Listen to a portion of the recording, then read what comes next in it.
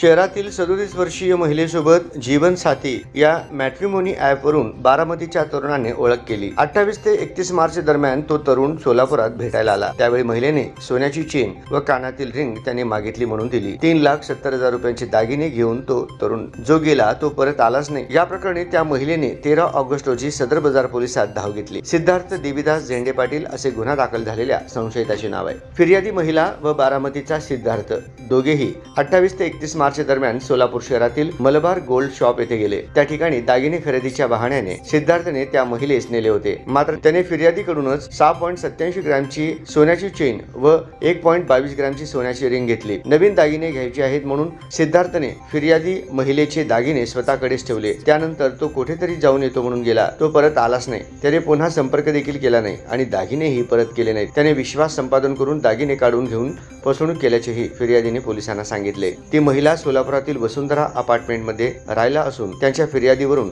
सिद्धार्थ झेंडे पाटील याचा शोध पोलीस घेत आहेत। गुन्ह्याचा तपास सहाय्यक पोलीस निरीक्षक नवनाथ साखरे हे करत आहेत।